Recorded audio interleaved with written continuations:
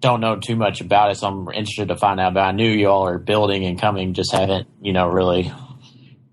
Sorry, say that again. You know what happens is I've got the Skype enabled on my cell phone, and if another call comes through, it puts the Skype on hold, which I've actually never realized that before. So sorry about that. Sorry. Go ahead.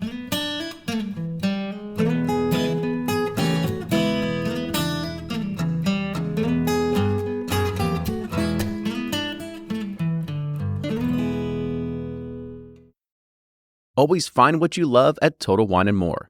With so many great bottles to choose from at the lowest price, it's easy to find your favorite Cabernet or a new single-barrel bourbon to try with some help from one of their friendly guides. And with every bottle comes the confidence of knowing you just found something amazing. With the lowest prices for over 30 years, find what you love and love what you find only at Total Wine & More. Curbside pickup and delivery available in most areas. Visit TotalWine.com to learn more. Spirits not sold in Virginia and North Carolina. Drink responsibly and be 21. Ed Bly and Rising Tide Spirits are back again with a new release of Old Stubborn Bourbon. And this release of Old Stubborn is a premium hand marriage of 10, 11, and 12-year cask strength, barely filtered pot still bourbon. It comes in at a staggering 123.8 proof. And the flavoring grain for this one, which the last one was wheated, but this time it's now rye. Rich, sweet, and bold with a long finish that's sure to be another eye-opener. You can order online at Sealbox or thebourbonconcierge.com. And you can even purchase in person at Revival Vintage Spirits, and even now with very few select stores in Kentucky. You can get it now while you can, but be sure to do it because it's not going to last long. From their bar to yours, Chad and Sarah of the popular YouTube channel It's Bourbon Night bring you their favorite at-home old-fashioned mix with the new Elemental Elixir's Golden Hour Syrup. It's a custom-made syrup with notes of bold black tea, warm spices, and orange zest. All you need is your favorite whiskey and ice. No bitters needed. One bottle makes 16 drinks, so that's only $1 a cocktail before you add your own whiskey. They can also be enjoyed in other cocktails or spirits, mocktails, coffee, tea, and anything you can think of. It's crafted locally in Lexington, Kentucky, and you can get your bottle now at whiskeyambitions.com. Play Whiskey Wednesday, Round 11, the memory game. Until June 26, each week you can win one of our 12 incredible grand prizes. Select $2 at checkout. And if they match on drawing night, you'll win that bottle. Not a match? No worries. You still score a Weller 12-year. Every $5 ticket gives you 5 chances to win, including 4 weekly bonus prizes. Get your tickets now at give270.org. Charitable Gaming License ORG 0002703. Do you ever pour yourself a bourbon, swirl it around, and then start struggling to come up with tasting notes? And perhaps you're also looking for a good Father's Day gift idea. Well, you can now solve both with a kit from Knows Your Bourbon. And unlike other nosing kits on the market, Knows Your Bourbon kits feature real ingredients for the most authentic aromas. You can smell real Tahitian vanilla bean instead of some synthetic aroma that's just made from chemicals. So head on over to knowsyourbourbon.com. and enter code BP10 for 10% off your order.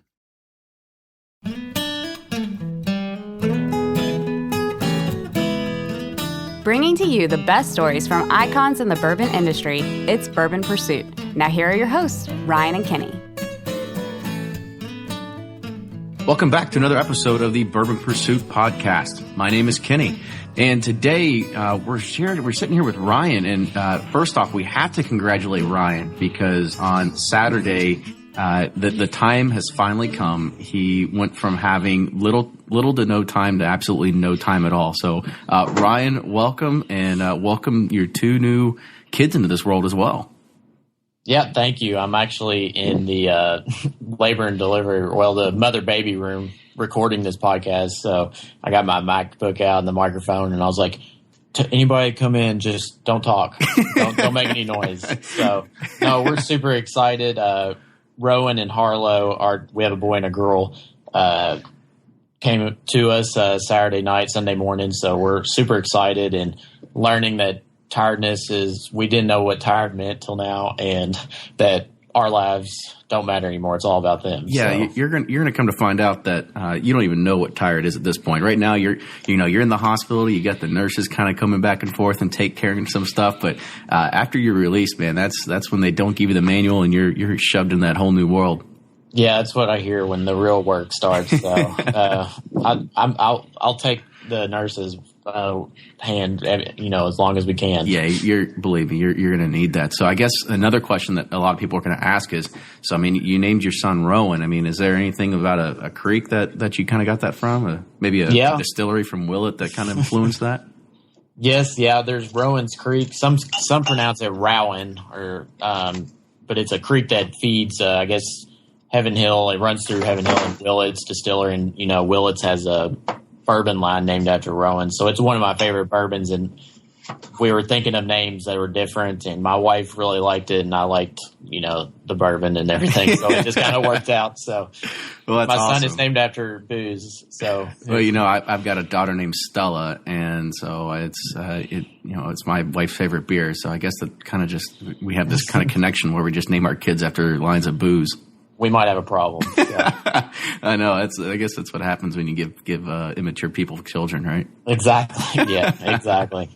So today we actually have a guest that maybe a lot of people don't know about yet. It's a company that's just starting up. It's the Bardstown Bourbon Company, and today I'm very happy to say here that we have David. And so, David, come ahead and introduce yourself. And when you're introducing yourself, kind of talk about your history with bourbon as well, and your role there. Sure, absolutely. Well, thank you, guys. And it's really a pleasure to be here. And I'll tell you, Ryan, I mean, I know you have your hands full, so it's a real testament to you and to what you're doing with this podcast that you're able to do this a couple days after having twins. I'll tell you. Real commitment here. Well, I've got 3 kids myself, and we had 2 of them. They're 8, 6, and 4, but we had 2 of them years ago back when we were starting another spirits company in New York. And I can tell you, I know how hard it is having kids and trying to balance the work life. So I'm slowly figuring that out. Yeah, well, you're going to need a good amount of bourbon. You'll enjoy it. Exactly. I've got one here in the room hiding from the nurses. Well, good. Well, I'll tell you, in terms of my background, I've been very fortunate to be in the spirits industry now off and on for over a decade. And my background is kind of an interesting one. I started off as an attorney and then went into government. I was the chief of staff for the Federal Aviation Administration, and then ended up starting my own vodka company, which was called Pink Vodka. And we were the first to put caffeine in alcohol, which was a very innovative concept back in the early 2000s. And we sold that company in 2009. And we were involved in the spirits industry in a number of different ways. But this project came together, and the project is the Bardstown Bourbon Company over the last 3 years. And it has been really a remarkable one. As you asked, I'm the president and CEO of the company. And the Bardstown Bourbon Company, we are a destination experience. So we're the first Napa Valley style distillery and campus on the Bourbon Trail. We have 100 acres of active farmland right at the gateway to Bardstown, the bourbon capital of the world. We have Steve Nally is our master distiller, Bourbon Hall of Fame master distiller with Maker's Mark for, over 30 years, and then went on to build Wyoming whiskey. And we got him as he was coming back, and a wonderful man and a wonderful asset. And we just announced a partnership with Mahalo Spirits, which was the sales and marketing team behind Angel's Envy, and we're developing a brand with them. So we really have some really exciting things that are going to be happening in Bardstown and at the Bardstown Bourbon Company.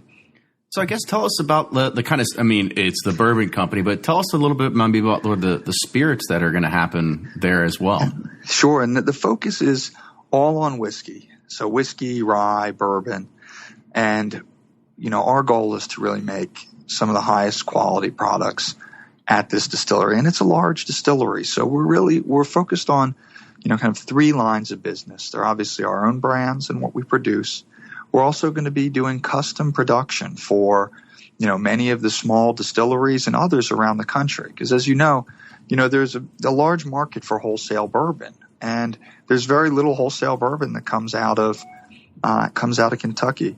Mm-hmm. So we're looking at producing really high quality Kentucky bourbon, for many craft and smaller distilleries that may want to use it to start as a base or are interested in partnering with us in terms of producing the product. So, for many craft distillers, bourbon and whiskey and rye is not easy to make, but they might want to make it. They might have, their own recipes, their own mash bills, and essentially work with our master distiller to produce custom runs. And, it's be a very collaborative experience.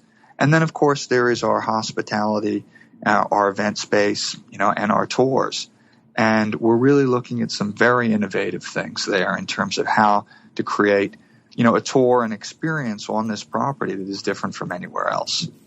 So I guess one thing that we forgot to do at the very beginning, and this is something we always need to ask our guests, is give us your bourbon story, right? I mean, do you remember like your first taste of bourbon, your first bottle or something like that, and what kind of maybe led you into the spirits business to begin with? Well, I'll tell you my first experience, which goes back really to my grandfather. And, I can't say that this was the impetus to getting into the bourbon market, but I do remember my grandfather, and this is, my mother's side of the family grew up in Lancaster County, Pennsylvania, which is very rural out, in Amish country. And my earliest memories of my grandfather, who was a stonemason, was, drinking a shot of Jim Beam, with a little bit of water every night before he went to bed. And of course, he lived to be into his late 90s, and that was always what he said was, responsible for it. So I think there are a lot of families that have similar stories that remember their grandparents, their grandfather. My grandmother also similarly did similar things. So. It's funny. I mean, it kind of reminds me of, anybody remember that movie called Grumpy Old Men? It was in the 90s. Yeah, he said, he ate a pack of bacon and smoked a pack of cigarettes a day, and he lived into his 90s. Yeah, and he said that's what it was there for. I know. It's the truth, isn't it? But that, I'll tell you, that was my earliest memory of bourbon and of whiskey. And it's something over the years that obviously, when my prior spirits business was in the vodka business. And at that time, the vodka was all the rage in the early 2000s and, the late 90s. And we had a very interesting concept. And, as we came out of that business, I got very interested in rum and in darker spirits. My sister works for Remy Martin and is the senior brand manager for Louis XIII. So I really came to appreciate and really get into a lot of the darker spirits. And of course, got into creative cocktailing, and that inevitably leads into whiskey and bourbon. And, have been able to spend a number of years over the last years really getting to enjoy it, appreciate it. And, and it's a wonderful product with a great history. Yeah, that's what we were talking about before we come on here, and the history is so rich. And then Ryan was talking about how he knows the Bissigs from Bardstown. So I guess talk a little bit about your operation that you're currently building, and what it's going to entail, how big is it going to be, and everything like that. Yeah, absolutely. It's a 37,000 square foot distillery. It's big, and it really is a beautiful project. So it is a very modern design. So the distillery itself has a mid-century modern design, so it doesn't look like the kind of the distillery that you might expect. And really the whole purpose, and the whole image behind the Bardstown Bourbon Company is it's a transparent experience. We are all about making great product, showing you how it's made, no secrets, no kind of made-up stories. This is about celebrating the production of bourbon, and whiskey, and the community that brought it to the world, and that's Bardstown. So everything that we're doing at the Bardstown Bourbon Company is focused on the community. We have, Busa Construction, our construction team, our design team is all local. As we said, we're growing the products on our land, and we're sourcing everything for the bourbon from the surrounding community and from the farmers. Much of our equipment is coming from Bardstown for Mac manufacturing, also obviously Vendome for the still, but we're bringing in as many components as we can locally. Quality Glass is producing much of the glass within the distillery. So we're trying to keep everything focused on the community, and it's a farm to table experience. So it's very different from anything else that's out there, because we have the ability to design the experience in the facility really from the ground up. So what edge do you think that gives you in comparison in terms of, say, some of the Beams and the Four Roses of the world, who kind of did a lot of the same things you were doing, and they are in Heaven Hills too, kind of selling off overstock to kind of make whatever kind of craft distilleries or wherever they're sourced from. So what's going to give you that sort of edge in comparison to what they're doing? I think part of the difference is where, when you're talking about, collaborative production, is it's not just the sale of wholesale, product. We're looking at working with side by side with, people and craft distilleries that want to produce in making the product. So it's custom production. And, that we have the capacity and the ability to do that. And that's really different. That's kind of sitting down and working on a product or on something innovative and producing smaller runs of it and providing, many different kind of flexible options to create that. That's on the wholesale side. On the visitor's experience side, the beauty of what we have is we have the opportunity to look at things from a fresh perspective and, to create the tour and the experience literally from the ground up as we're designing the facility to accommodate a certain experience. And, that's unique, because, and this is no criticism of anybody. But, a lot of the facilities out there, these are, they're big, companies that work their way backwards into the visitor's experience and the tours and had to adjust around them. We have the opportunity to build this in from the beginning.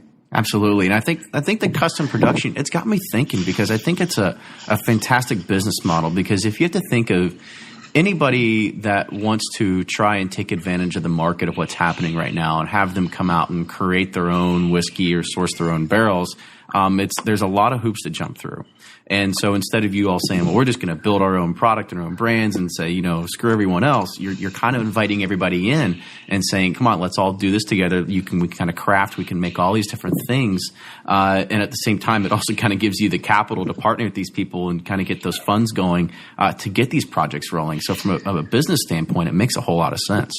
Yeah, I think that's exactly right. And, I think the other thing is that, we're incorporating, the products and the people that we work for and we make their products, that'll be incorporated into the tour and the experience, at the facility. So it really is, it's a different model than really anything else that's out there, in the sense that, our size and our capacity gives us the ability to do this.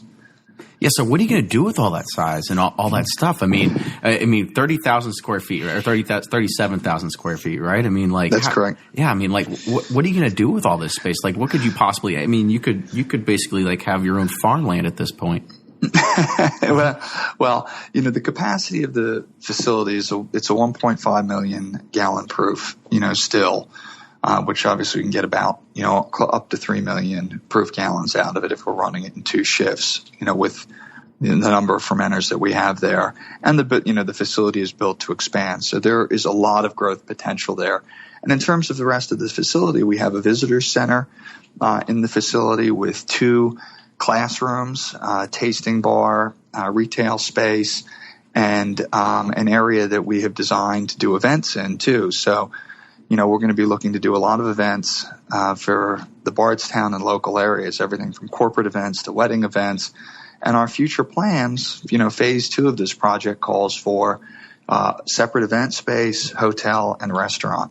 So we're really looking at bringing the whole Napa Valley style experience to the Bourbon Trail. This is what you see all through California.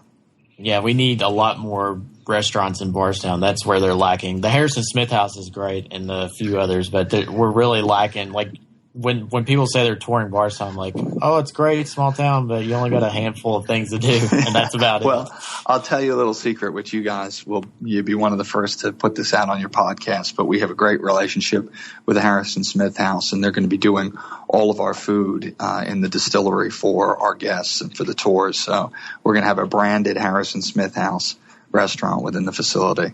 That's awesome. Yeah, I think that's what's missing from Bardstown is the from versus like Sonoma or Napa is, in Napa and Sonoma you got probably hundreds of 4 or 5 star restaurants, right there that, that you can enjoy the wine and then go have an awesome dinner. Whereas, in Bardstown you're very selected. So I think it'd be cool to keep bringing in some new, creating that atmosphere as well there. And I think that Bardstown is just really kind of at the beginning of where it's headed. I think Harrison Smith House is a wonderful example. I mean, Harrison Smith House is a restaurant that I would put against anything in Chicago, in New York, in Philly, in Louisville. I mean, the food is exceptional. And, there are many other great places in Bardstown as well. And I think that, the city is just beginning to see kind of the beginning of the rise, and we really hope to be a part of that.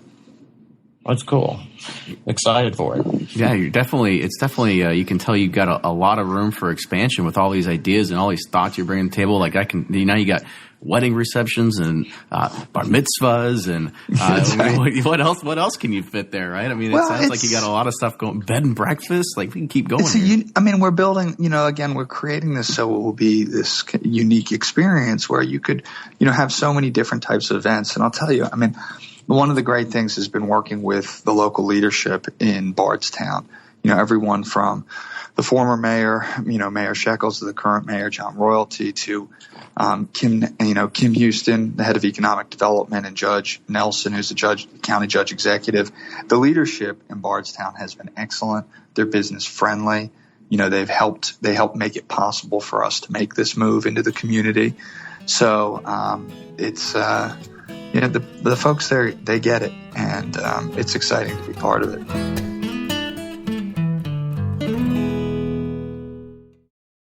If you're anything like me, then you can't get enough about bourbon. And that's why I'm a subscriber to Bourbon Plus magazine.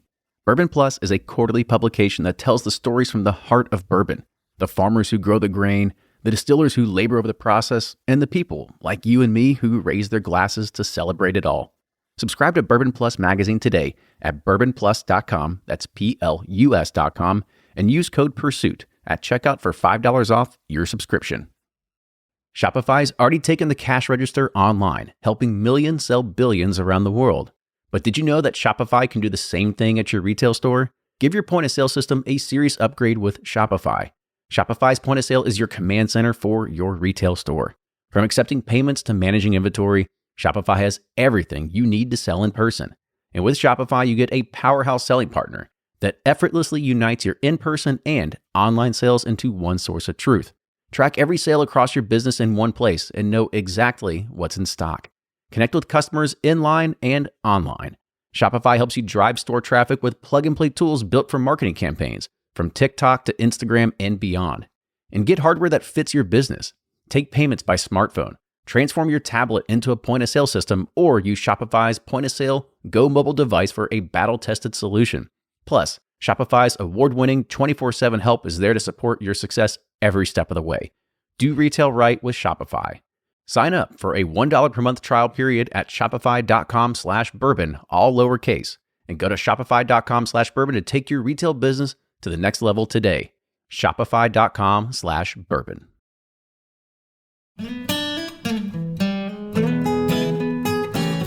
So what are the current plans right now, right? I mean, I'm assuming ground's been broken, things are kind of starting to move. So, I mean, what's your kind of timeline for getting those stills running? Sure. Things are moving quickly. We broke ground in October. We lost a little bit of time over the winter because I'm sure you guys were there more than me.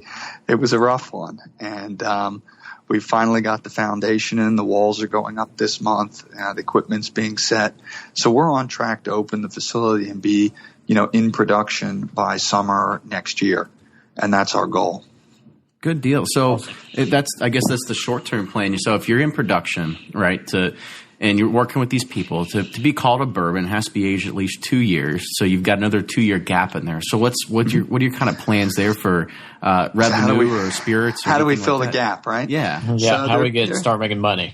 There are a couple of different ways. Obviously, the facility on the custom production side is able to begin generating product immediately. And I can tell you we have already had such an outpouring of different potential customers, I'd say, from all over the country, and the world. I mean, we had a number of brokers that came in from Belgium the other day to meet with us because they're, really looking to get Kentucky bourbon for the international market. So, we're seeing a tremendous amount of interest in that piece.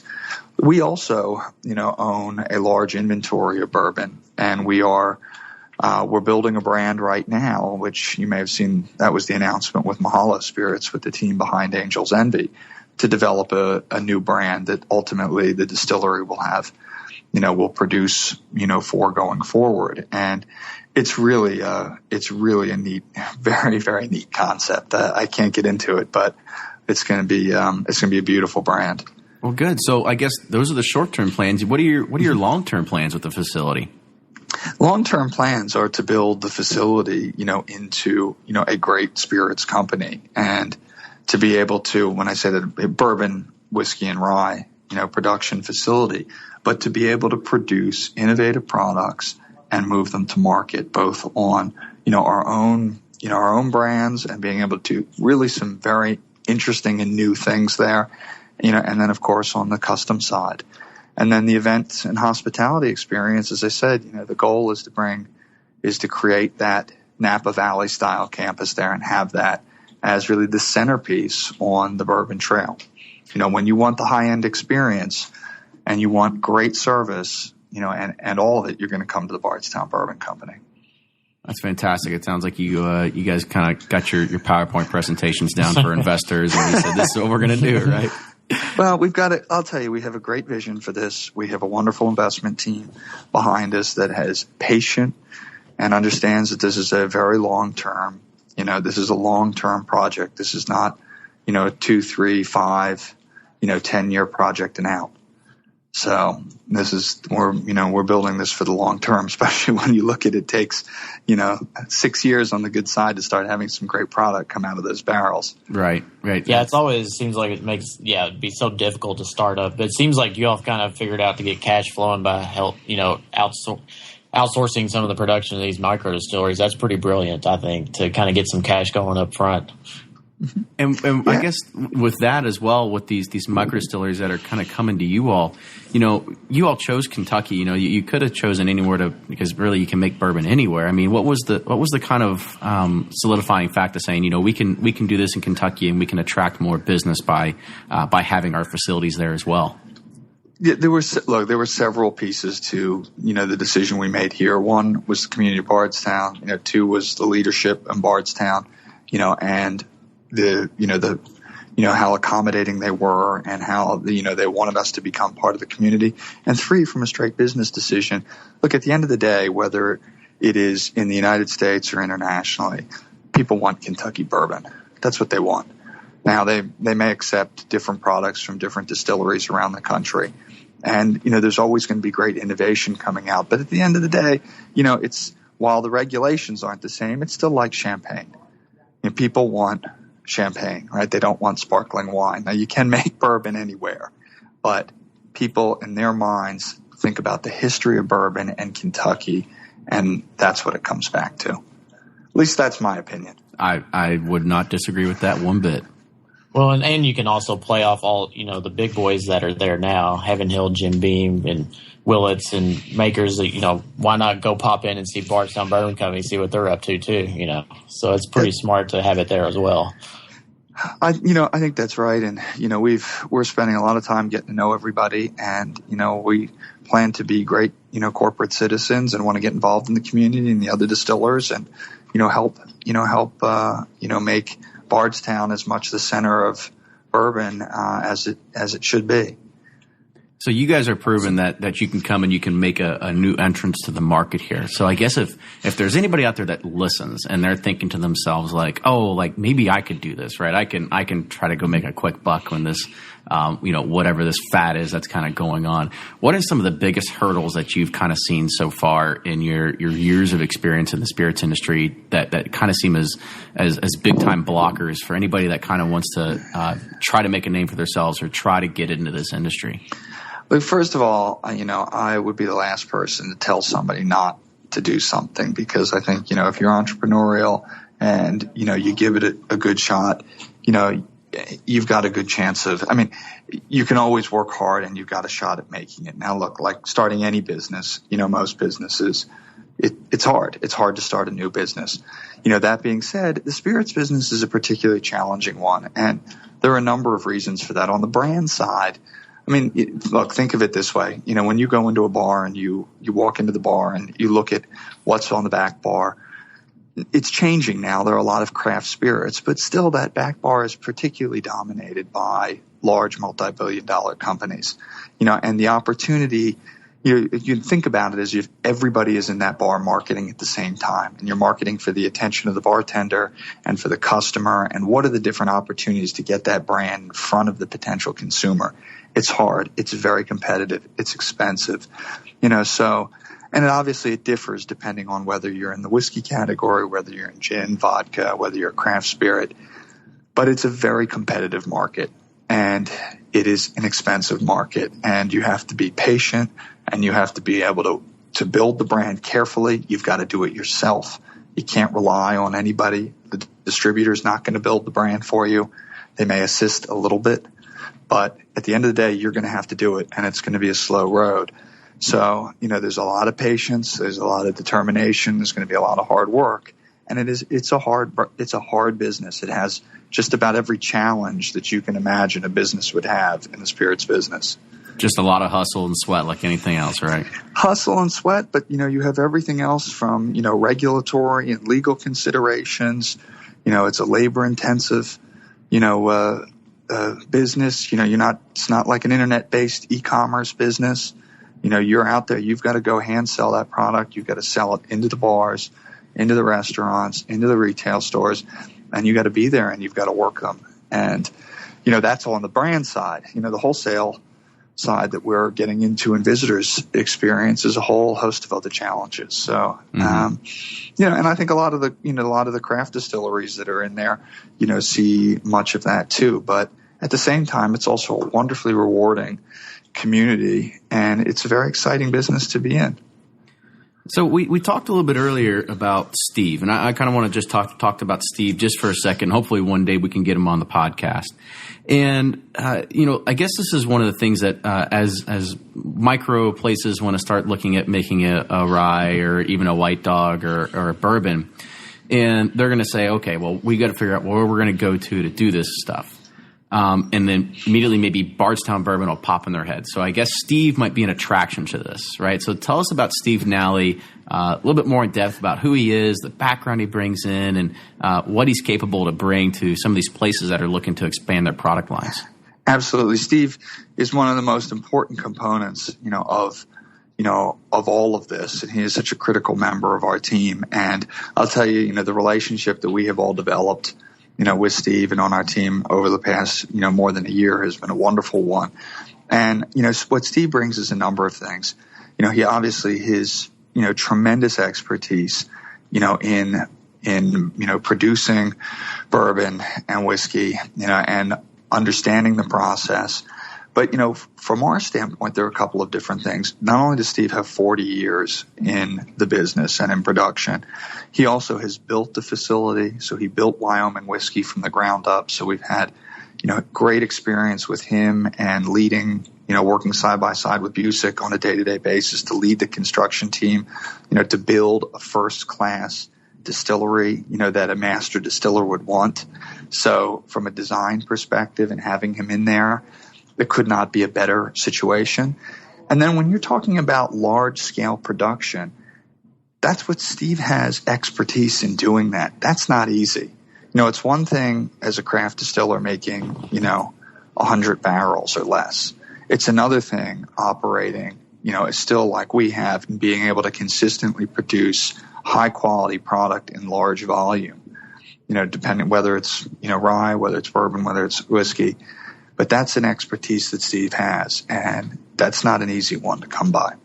That's fantastic. I definitely can see that as being an attractor for a lot of these companies to say we know who we want to partner with because of the talent that they can bring to the table. Yeah, it helps take a lot of the guesswork out. He already been through the ring of fire, and he can help them along. That's right. And he's also a very creative individual, and he's also very excited about making lots of different things, and which is what the company and innovation of Bardstown Bourbon Company is a central piece of what we're going to be doing. So, Ryan, I guess now we got to figure out what our brand name is if we're going to go with Bourbon Pursuit Bourbon and go and make a few barrels for us or something like that, right? Well, I'll tell you what, guys, you got to come down and see us. Well, we'll definitely do that. When you guys where are you at exactly in Bardstown? We're right on 1500 Parkway Drive, which when you come off the Bluegrass Parkway to go into Bardstown, you go right to the left, and we are the 100 acres that are sitting right on the parkway. Okay, so pretty close to like the Kentucky Gun Company in that area. You know, right across from them. Right across the parkway. Great. That'll be a great location for you all. Yeah. Well, good. So we're reaching the top of the 30-minute mark here. So, David, for anybody that wants to get in touch with you or learn more about the Bardstown Bourbon Company, where do they go and how do they do it? Sure. Check us out, bardstownbourbon.com. You can, find us on Facebook. Definitely like us on Facebook. And it's Facebook and it's Bardstown Bourbon Company. At Twitter, we're B-Town Bourbon. That's B-T-O-W-N Bourbon. But come check us out. And, we have lots of updates that we're posting. If you want to follow the construction of the facility, best thing to do is go to our Facebook page. We're always posting new updates and pictures. So we'd love to connect with you. Well, I hope that we can connect with you again here in about a year when everything's up and running. We can get you and anybody else to kind of give you the post-mortem of the trials and tribulations of what it is to start a big operation like this. It's my pleasure, and I'll be happy to come on anytime. Well, fantastic. Awesome. Thanks, David. Appreciate it. Absolutely. So if you like what you hear, make sure you follow us on Facebook. You can also like us. Actually, you could probably like us on Facebook. You can probably follow us on Twitter at Bourbon Pursuit. You can also look at all of our past episodes at bourbonpursuit.com. Yep. Any suggestions, and feedback, we always want to improve the show, so just let us know, and we'll see you next time.